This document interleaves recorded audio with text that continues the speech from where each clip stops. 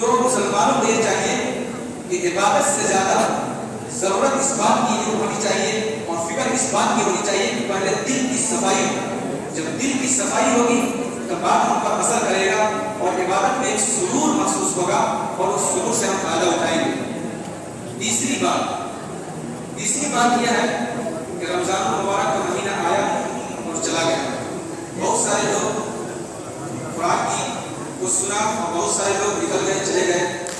اللہ تبارک و تعالیٰ سب کو اس مجلس میں شامل فرمائے. لگائی جاتی ہے یہ حدیث کی مجلس لگائی جاتی ہے تو اس مجلس میں جتنے لوگ بیٹھے ہوتے ہیں ان سب کی مغفرت کا اعلان اللہ کی طرف سے ہوتا ہے.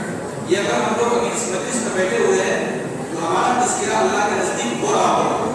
اللہ تبارک و تعالیٰ فرشتے سے پوچھ رہے ہوں گے کہ فرشتوں بتاؤ یہ مسلمان لوگ کیوں بیٹھے ہوئے ہیں. فرشتے کہیں گے کہ وہاں اللہ کی بات ہو رہی ہے, رسول کی بات ہو رہی ہے, قرآن کی بات ہو رہی ہے, حدیث کی بات ہو رہی ہے. تو اللہ کہیں گے جتنے لوگ بیٹھے ہوئے ہیں سب کی مغفرت کرو. تو ہمیں مغفرت ہی چاہیے. تو یہاں جب ہم بیٹھے ہوئے ہیں تو یہ بھی فائدے سے خالی نہیں ہے. تو ضرورت اس بات کی ہے کہ آج 23 قدر ہے اور قرآن بھی مکمل ہو چکا ہے تو ہم بھی عبادت میں لگ جائے اور جو ہو سکے ہم نفل کا اہتمام کریں, قرآن کی تلاوت کا اہتمام کریں, ذکر و اذکار کا اہتمام کریں. ذکر و اذکار کا بہت سارا فائدہ ہے اور اس سلسلے میں قرآن صاف الفاظ میں فرماتا ہے اللہ کی ذکر اللہ کی تطمئن القلوب. دلوں کو سکون جو ملتا ہے, دلوں کو جو تسکین حاصل ہوتی ہے وہ صرف اور صرف اللہ کی یاد سے حاصل ہوتی ہے.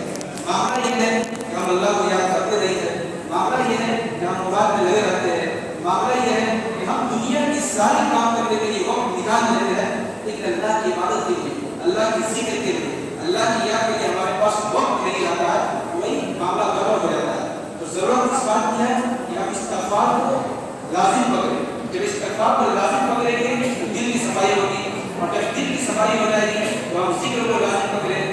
ذکر میں بہت سارا چیز آ جاتا ہے جیسے الحمدللہ کہنا, سبحان اللہ کہنا اور اس طرح جتنے بھی کلمات ہیں اس کو کہنا, یہ سب ذکر میں آتے ہیں. ذکر ہم کریں گے تو دلوں کو سکون ملے گا اور جب دلوں کو سکون ملے گا تو ہمیں نماز میں من لگے گا, نماز میں سرور حاصل ہوگا. چوتھی بات یہ ہے کہ رمضان المبارک کو ختم لگ ہو ہی رہا ہے اور لگ بھگ 2-3 دن کا ختم ہو ہی رہے گا. ضرورت اس بات کی ہے کہ جس طرح ہم لوگوں نے پورے رمضان میں پورے توانائی کے ساتھ عبادت کی ہے اور نمازوں کا اہتمام کیا ہے, نفل نماز